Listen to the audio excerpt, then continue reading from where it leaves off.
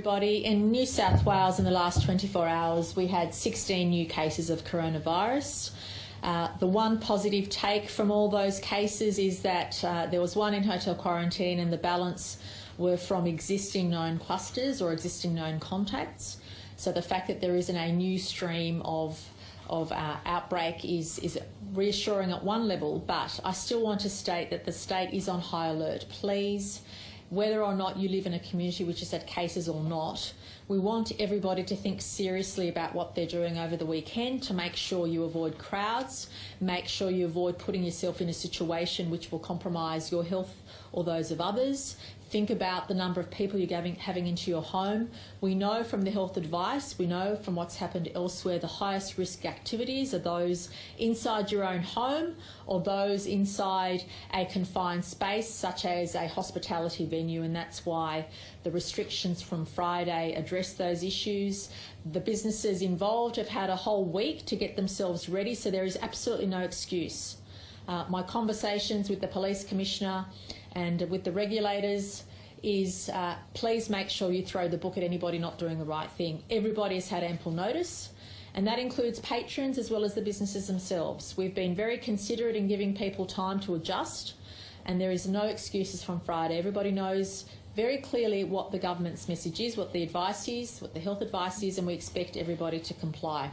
But I do want to thank again literally the thousands and thousands of people that have come out to get tested in the last week, especially those who've come forward to get tested in communities which previously didn't have any cases, in regional areas and also parts of Sydney, who until this point in time didn't have community transmission at the level we do. So that is heartening, and I want to thank everybody for doing that. And the next level of compliance, in addition to being vigilant on getting tested, is of course to make sure you stay home for 14 days. This isn't new advice, but it's important advice, because we know the virus has an incubation period of 14 days.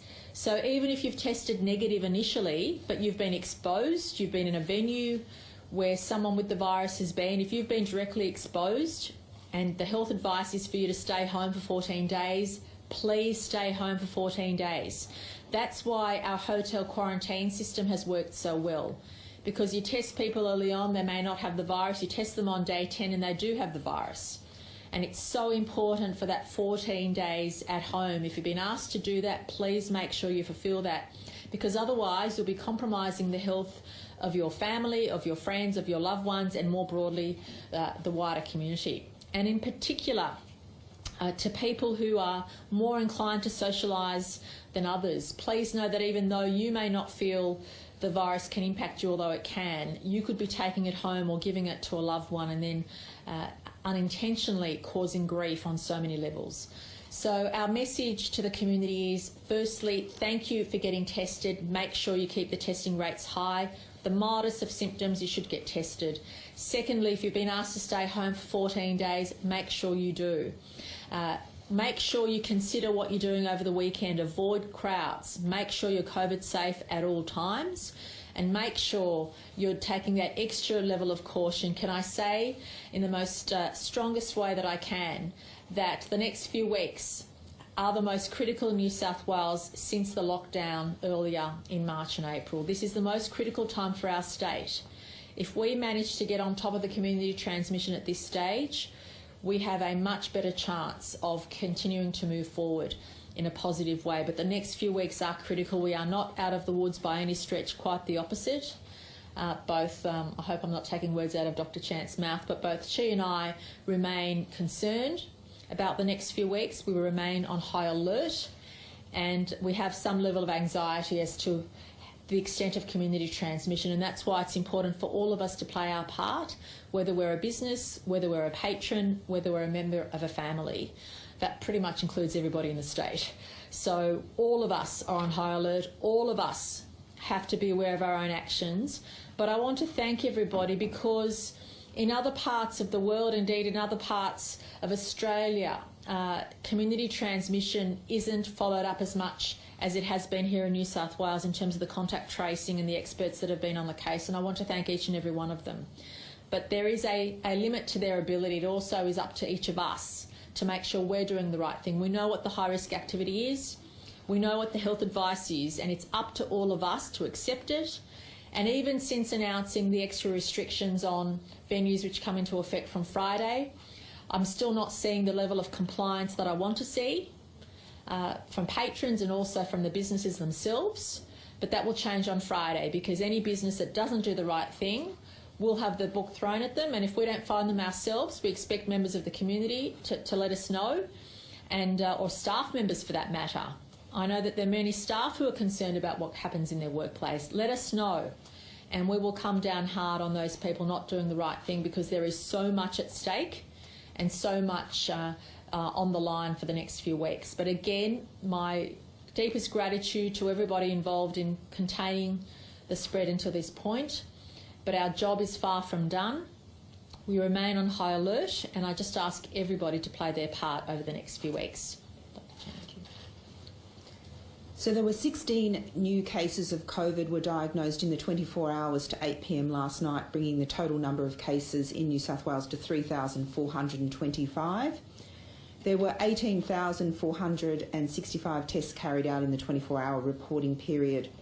There are 91 COVID cases being treated by New South Wales Health, with 2 in intensive care and 1 is on ECMO. Of the 16 new cases, 3 people were associated with the Crossroads Hotel cluster, who are close contacts of known confirmed cases. 11 people are associated with the Thai Rock restaurant cluster, and these include 1 man in his 60s from Hunter, New England, who is a close contact of that case. 1 person from Western Sydney, who is a close contact of a previously reported case that is not associated with any known cluster, was also identified, and there was 1 case in a returned traveller in hotel quarantine. There have been no additional cases associated with the Batemans Bay Soldiers Club cluster. Investigations are continuing, as we haven't identified the source of that infection in that circumstance, but I would like to thank the Bateman Bay community for turning out in high numbers. So that action of that community gives me good assurance that we're not missing any undetected community transmission. The results of that testing will flow through today, yesterday and today, and in coming days, and that will give me a high degree of assurance that the Batemans Bay community, we don't have community transmission, but we all are very watchful there. There are now 53 cases associated with the Crossroads Hotel cluster, and 37 associated with the Thai Rock restaurant cluster, and 8 cases associated with the Batemans Bay Soldiers Club. The sequencing of the virus has helped us understand that they're all a strain similar to that circulating in Victoria. Now, that's important to note that we don't think they're all from the one person. What they represent is that the virus is similar, and we believe that there were different sources of exposure. We believe that we've identified the source exposure in relation to the Crossroads Hotel. We haven't yet done that with the Thai Rock. We haven't found that missing link, and we may never do that. But we have, and in relation to the Batemans Bay Soldiers Club, we're also continuing to look for the source of infection. In terms of the isolation period, there's been some confusion around our recommendations, and just to clarify this is consistent with what we've been saying. Because we've wanted to take a very precautionary approach in this response, we've actually asked people to come forward to get testing in circumstances, even if they've got minimal symptoms and in some cases no symptoms. That's because we've wanted to detect those cases early to give us all the lead time, because we know we can detect the virus before people develop symptoms in that period before, and hopefully before they've been out and about too far. So that's been really useful. But it doesn't, even if those tests come back negative on individuals, if you've been exposed to COVID in those settings and we've asked you to isolate, it is essential that you do so. We don't take that decision lightly, but it means that we've assessed you as having sufficient enough contact for you to be in a high-risk category of coming down with COVID.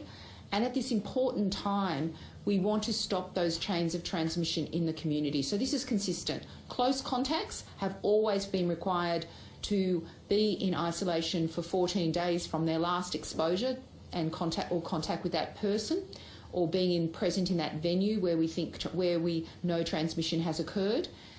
And even if you test negative, if you develop symptoms 3 days later, we want you to get retested because of the fact that you may test negative at a particular point in time and subsequently go on to develop COVID-19.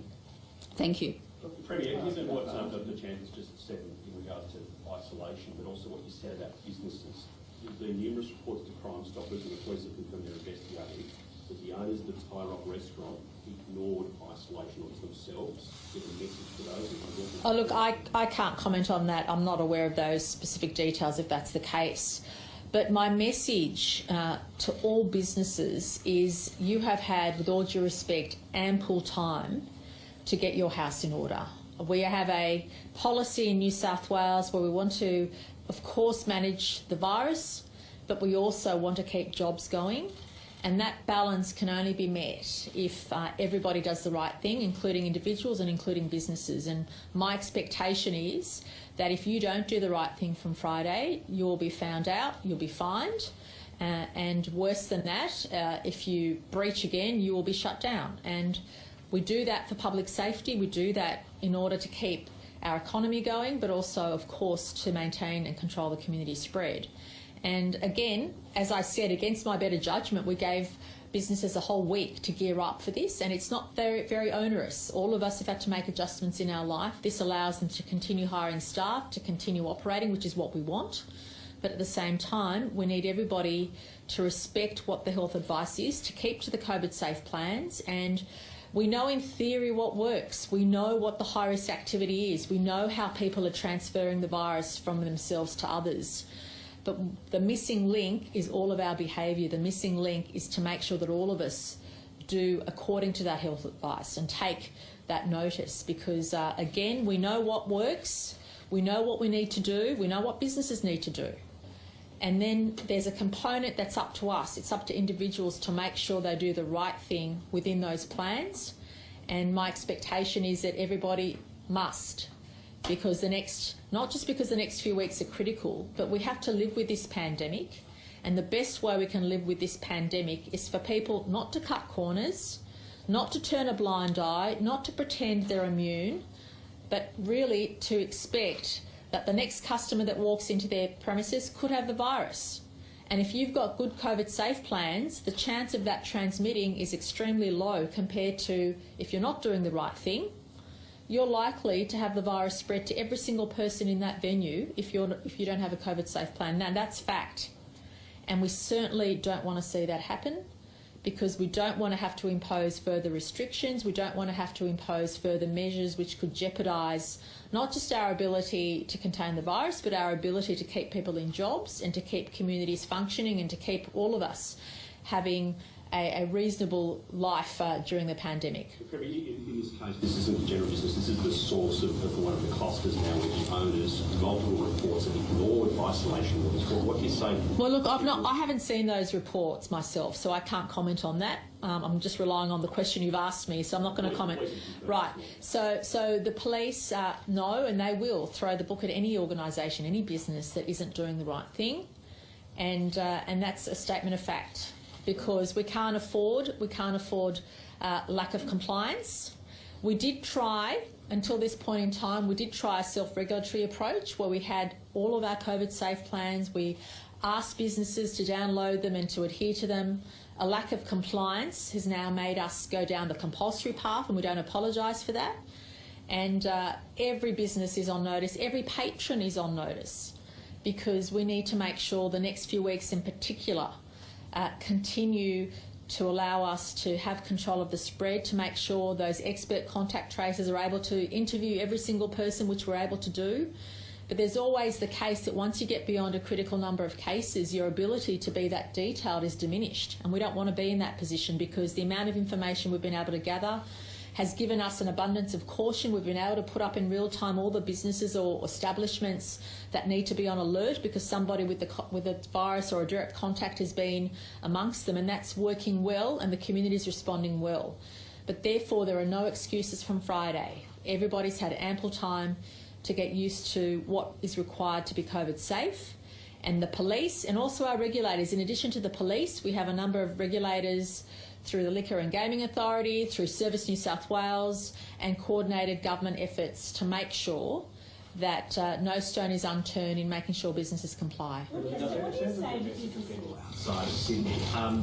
From Hunter New England, Dr. David Durham said the other day he would strongly advise anybody from the Hunter New England region to rather stay at home than visiting Sydney at this stage unless absolutely necessary. Would you agree that people in the regions should perhaps not be visiting Sydney at this stage? I'll ask Dr. Chant to comment on that as well, but I'll say this. We have asked every citizen in New South Wales to monitor their activity in the next few weeks, but over the next weekend in particular, because we know it doesn't matter where you live. The virus can transfer no matter where you are. Of course we worry about it transferring to the regions, but equally people from the regions coming back to Sydney have also been bringing the virus back. So there is no zone which is safe. All of us, my strongest message is that all of us are on high alert. All of us should be monitoring our behaviour. All of us should consider where we travel. All of us should consider avoiding crowds and those high-risk activities, especially over the weekend. And the message was don't go to the regions. No. Well, we're not saying. Kerry was quite strong on that. Yeah. Obviously, we're not going down that path. Well, I've just given you the best health advice, and I'll ask Dr. Chant to comment on that. But the other thing we need to note in a pandemic is that there are always emerging trends which we've not experienced before, and the advice reflects those trends. And the advice we have from Dr. Chant at this stage is for all of us, but in particular, if you know that the virus has been in your community, in particular, you should take extra caution. But 8 million of us in New South Wales have to be on high alert. It doesn't matter where you live. The virus can come to your community, or you can unintentionally give it to another community. And I'll ask Dr. Chant to comment on that. So at the moment, we're asking the community to work with us. This is a critical point. We're concerned that we've had potentially introductions into multiple settings. It's pleasing to see we've detected cases in Batemans Bay, and I was actually pleased that we picked up that case in Hunter area. And it was interesting that for a few hours we didn't actually know. We went, oh my God, could there have been another case that's infected it? And that person was linked back to the Tie Rock cluster. And so they were a close contact of someone who'd been to the Tie Rock. And I think this just highlights how rapidly the virus can move. And so what we're suggesting over this next period of time is, can everyone just reflect on their travel arrangements, their non-essential travel? Can we just limit non-essential travel for the next few weeks? Can we just reflect on the gatherings we're going to go to or host? And can we limit the numbers? As I've said, I would prefer that we reduce the number of contacts to 10 because that's an environment where transmission is more likely to occur. When we're in a relaxed environment, where our guard's down, where we're less likely to social distance.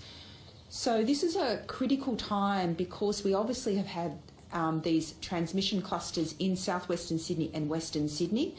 And what we're attempting to do is put the fences up and contain it. And as you can see, when we have a case, we then find that we hope to get to them before they've been infectious and out and about. But often we're still getting cases where people may have been for a few days or a day infectious, and then we've got another ring of contacts. So we're trying to mop up all of the community transmission. Obviously, the risk of community transmission through undiagnosed chains of infection is highest in southwestern Sydney, in western Sydney. But as the Premier said, we can't be complacent. We only know what we know, and clearly we've got to be vigilant in other parts of the state where there may have been introductions into those communities, be it from Sydney or being it from Victoria. This is not an issue of where they came from. My other message to everyone is the single thing you can also do for us is come forward and get tested. I want to see those testing numbers go up. We actually have had quite high testing numbers, but I actually want to see it well over 20. The higher we can get, we have high scores around 27,000. It'd be great to see that. Anyone with symptoms anywhere in the state, please make that extra effort and come and get tested. On Tie Rock, do you have information regarding Tie Rock on people who have tested positive? There's some reports that the management themselves or the owners themselves have tested positive. Do you have any information on that? Look, I don't have the detail around that. I'd have to confirm that, but we can clearly clarify that in our press release in terms of the nature of the types of whether they were workers at the premise or other patrons. Just on testing that's happening in Batemans Bay and South Western Sydney, how many of these new infections have been asymptomatic? They have just come forward, you wouldn't catch them normally because they were just tested because they were in the area, or does everybody all of these new infections, are they all symptomatic? There's a mix, and sometimes what you describe as having no symptoms is not what a doctor, when they interview you, describe as no symptoms, and so sometimes it becomes a semantic argument with people. Also, we know that there's this period before when you develop symptoms, but what we know is that people that are young can often have a very mild course of illness, and so they can actually present with a little bit of a headache or a bit of a runny nose. Very minimal. They wouldn't even perhaps even describe they had symptoms. They would describe themselves as well, and they're actually out and about socialising. So we've actually taken a very low threshold for testing, as we've wanted to find every case possible at this time to actually contain the spread. And thank you so much to the community. We look at the numbers every day from the communities in southwestern Sydney, and they continue to present for testing in high numbers at the variety of clinics available. And thank you so much, because each of those cases that we announce, whilst they reflect new COVID cases, they also reflect the potential to block chains of transmission. So I see every member of that community who's come forward for a COVID test playing their part in preventing community transmission. So thank you. On testing, we've seen a number of false positive tests in the Sutherland Shire area. Can you describe how prevalent false positives are, and also instances of misidentifying close contacts for casual contacts, which has had implications for businesses closing? Can you please explain that again? So information changes, so let me just do the fact that sometimes the public health advice, and I'm not going to apologise for this, sometimes the advice from the patron changes, so we get new information that there were different behaviours that happened, or it was an indoor versus an outdoor venue where they were seated. So there might be factors that we actually get new intelligence for. We might verify it with the business that they might say it wasn't a crowded place, and then when we talk to the business or they review some other information, well, they actually know it was actually quite crowded. So information always changes. But having said that, we try and triangulate as much the information. What also changes our risk assessment is if once we start getting cases. So we might have actually thought this environment wasn't very risky from everything we've decided, from talking to the patron who's been there or the person who's the case, and also the business. We might think, well, actually the behaviours don't sound that risky. It actually fits into more of the casual contact. But then we actually get cases. And then once that happens, we actually think, well, actually, there must have been some behaviours or some ways transmission was occurring, or the person may have been particularly infectious, or there may be things that we've missed. And so we'll rapidly upgrade our assessment and get that message out that actually we're going to be treating everyone at this venue as a close contact. And sometimes information changes in terms of who you think infected who, which also informs your risk assessment. Okay, so if I just take you through false positives. Can I just firstly say the testing in Australia is fantastic. We have a very robust system of ensuring that our test results are valid, and so generally the community should have great confidence in the results. But like anything, there are reasons why you can sometimes get what's called a false positive, but there's also times where they can be old infections. So I'll just take you through the various scenarios. So what we know is that this virus can be, our testing's so sensitive that even fragments of this RNA, which is dead and not able to infect anyone, can hang around in people's oropharynx and the nose and throat for months. So you may have actually been a returned overseas traveller, you've come back and you happen to have, you might have a common cold, you might have something else that makes you go to get a test, and then we find this very remnant virus. Now, obviously, even when we get that test result, it could mean many things. It could mean that the swab wasn't that great, so that's why we didn't get much virus particles. It could mean that you've early in the infection. So we have to forensically look at all these test results, and occasionally it will be a false positive, because every test regardless, that you have in clinical medicine, there can occasionally be a false positive. But there's also a number of the tests reflect this older infection. So what we're finding is people who probably got infected back in March or may have been exposed, had infections overseas, we still detect them as positive. And then what we do is we do serological tests on them.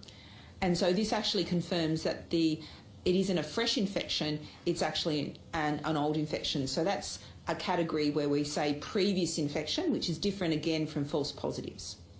There are reports that the numbers in Victoria could be worryingly as high as 500 today. How closely do you monitor the Victorian numbers each day?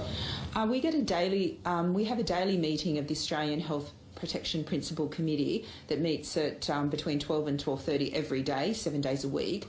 At that time, the Chief Medical Officer in Victoria provides an update of the figures and provides any relevant context or understanding of issues that are confronted in Victoria, so that we can rapidly understand the situation in Victoria and also learn any lessons and incorporate that into our response. But now that you have the sources of all the 16 today, does that mean that the fear of going to the hundreds is now over for New South Wales? No, I cannot stress this enough. We need everyone working together over the next 2 weeks, and maybe that's a bit too short, 2 to 3 weeks.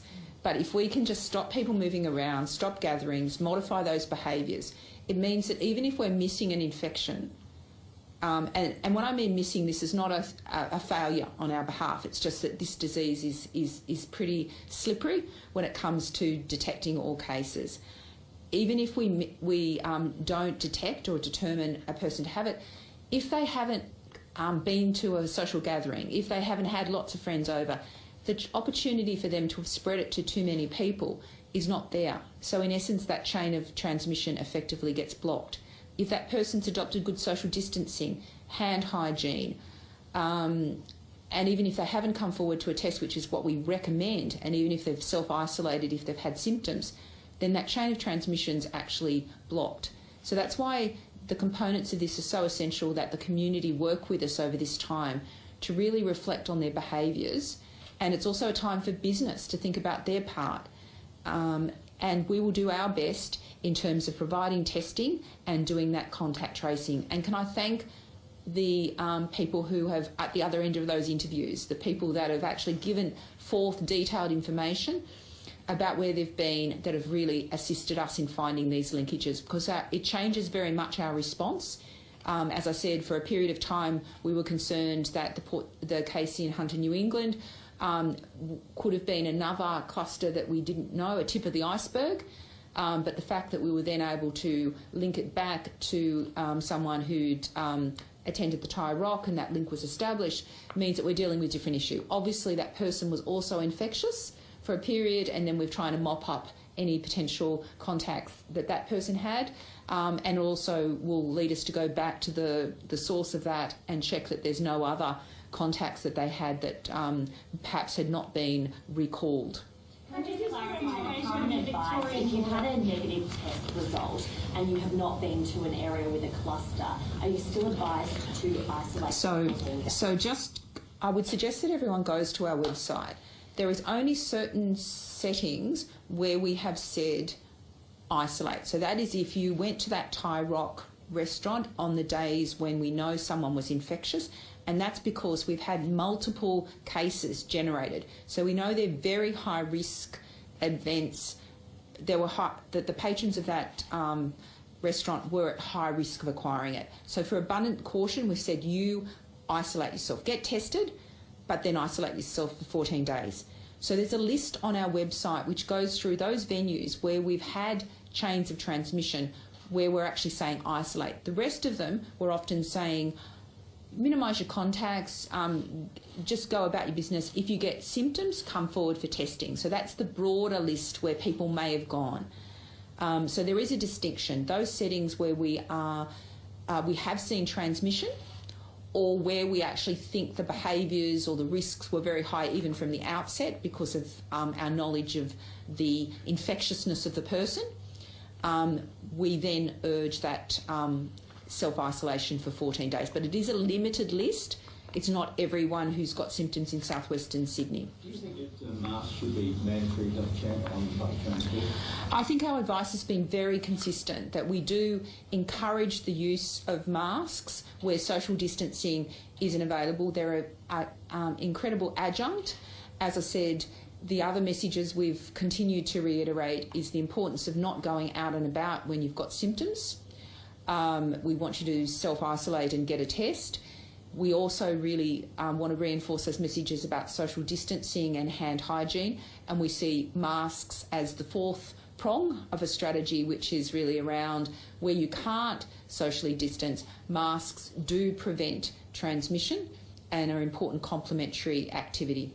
The situation on the Victorian border, a lot of locals are very angry, saying it's chaos. Would you consider going down to the border, seeing what's working and not working for those communities? We've kept our ear to the ground. I'm in contact with community leaders almost on a daily basis, and we appreciate the frustration, but please also know that when we closed the border initially, there was still in excess of 200,000 permits given. And unfortunately, as you see with the situation in Victoria, we don't have any assurance that there's no community transmission in regional Victoria.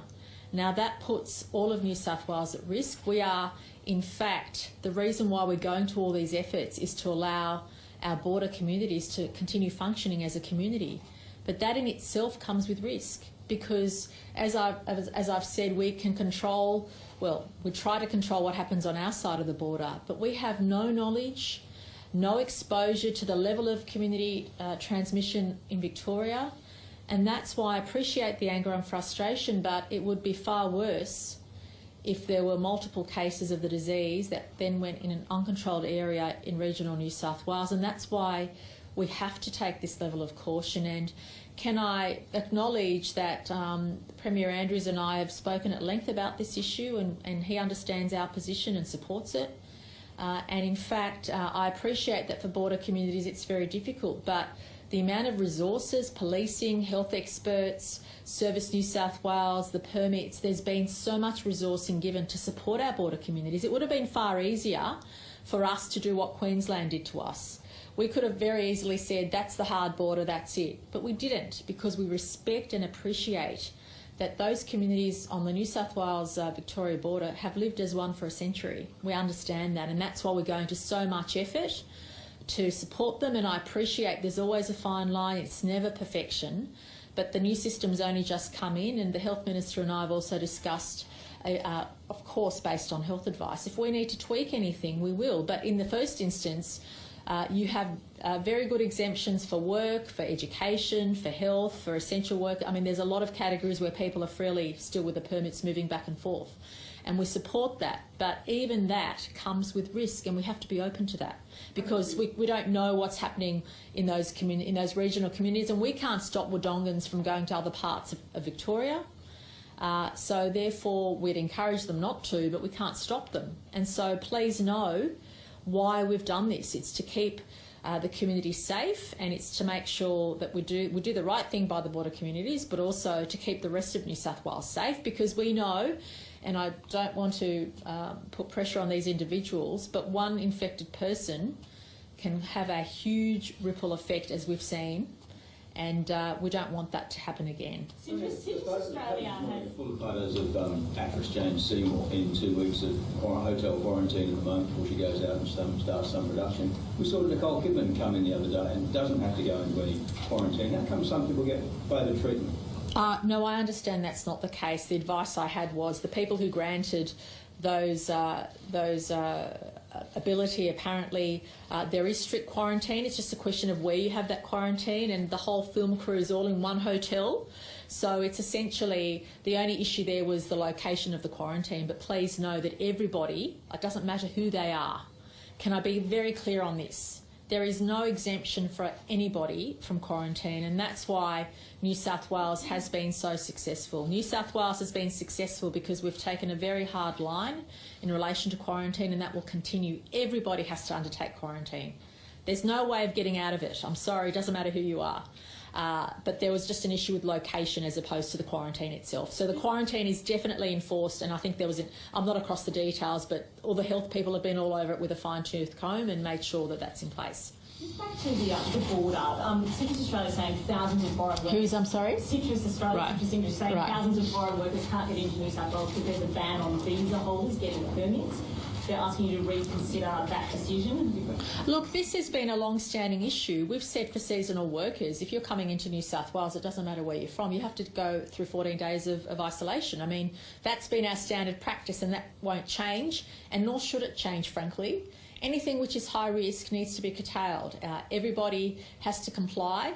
And unfortunately, we know in New South Wales there's no shortage of labour. We know many people don't have jobs at the moment, or else are on JobKeeper or JobSeeker, and so we're asking everybody to consider that in terms of their own employment needs, especially young people. A lot of young people have been displaced from hospitality sector or through the airlines, and there are lots of people who need jobs, and so I don't feel there's a labour shortage in New South Wales at all.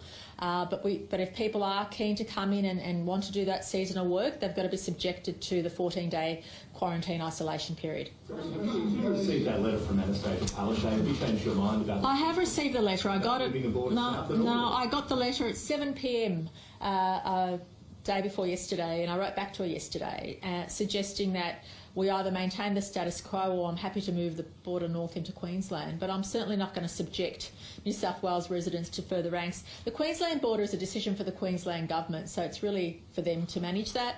And suffice to say, I did not support her suggestion that was put to me about 48 days ago. You talked about looking after border communities down south, but that is our border checkpoints, whereas up north, that is the Queensland border checkpoint. Well, the thing is, when we embarked on the Victorian situation, Premier Andrews and I had multiple conversations about that, so we were very clear what that meant and what the strategy was. I've not had that benefit with the Queensland Premier, but having said that, at the moment, our communities, our Tweed community, is still able to function well and manage that border status.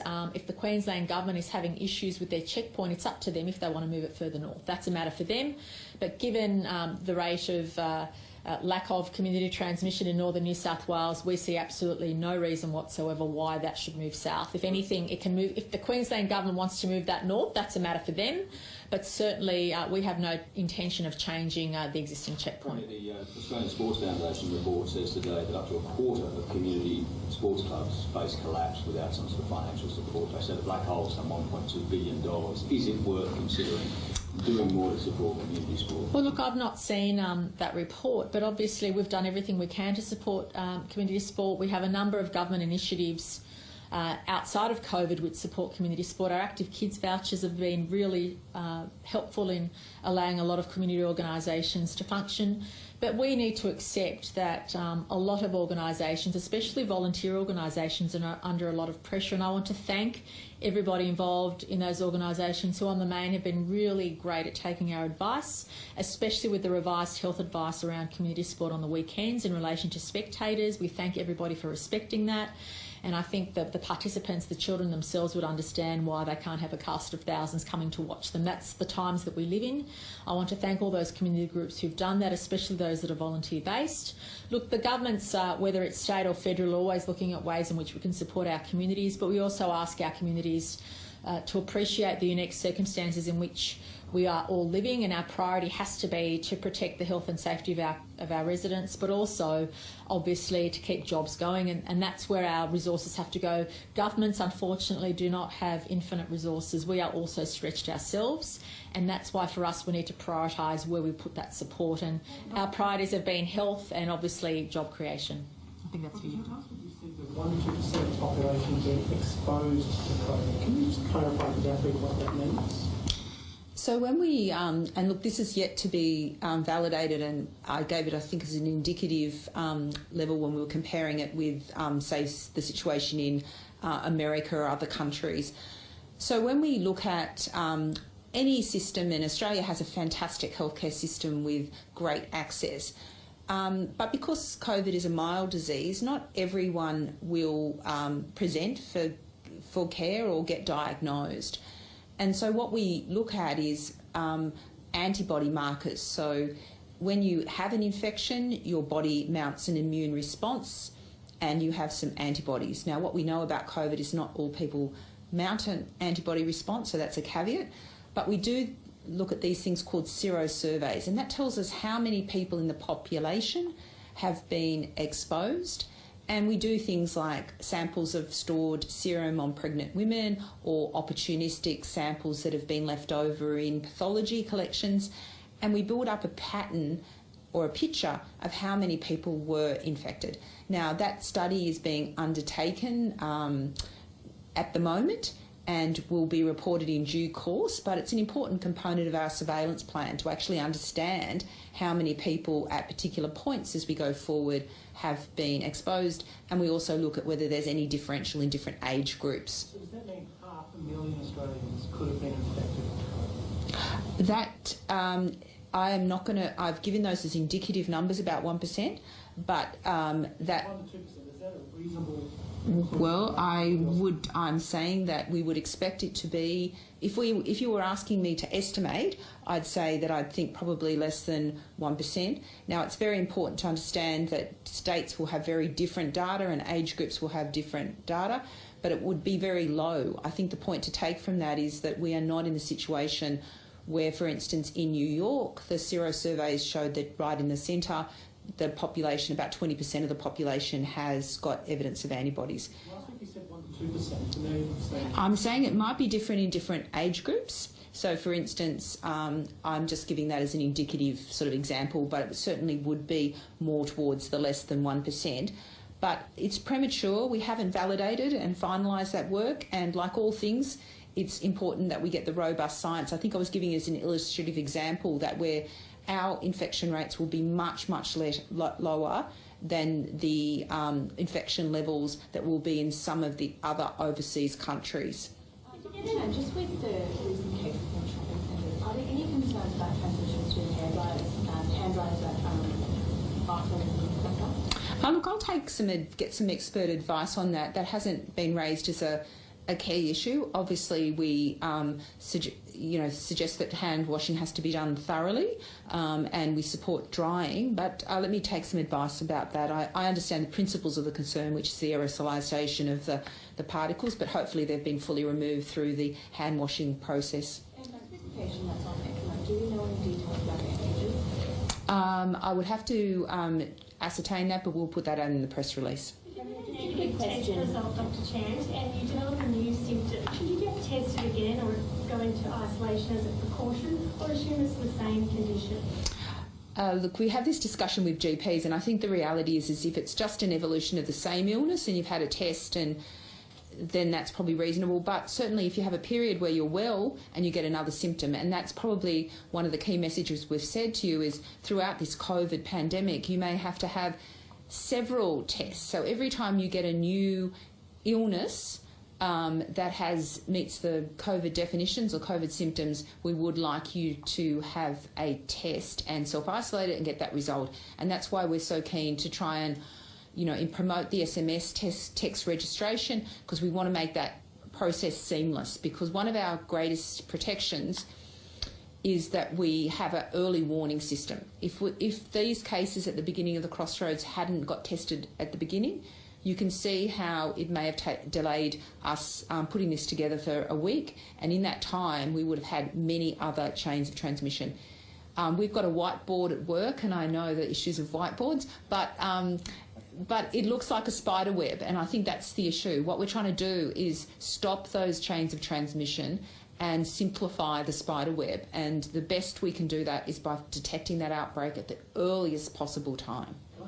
Something you just said you said in your opening statement about the sequencing, similar to what's going on in Victoria, but you said not from the same person. Were you suggesting that perhaps the virus that's circulating in New South Wales has all been traced back to Victoria, maybe not the same person, but all from Victoria? So at the moment, the strains have all been of Victorian origin. What we're saying is how they got here. Obviously, there'll be more sophisticated genome sequencing, comparing where there might be minor variations in the virus, and we need to compare it with more sequence strains from Victoria. But in essence, that's the conclusion, that they are related to the Victorian strains. but we don't think they're the same person. We think they're separate people that have been introduced. Yeah. Just an infrastructure question. Oh, safe ground, yes. Thousands of popping up in Sydney's northwestern suburbs at the moment. A lot of residents there are concerned that there's not enough infrastructure to provide this. When will they be getting some clearer time frames?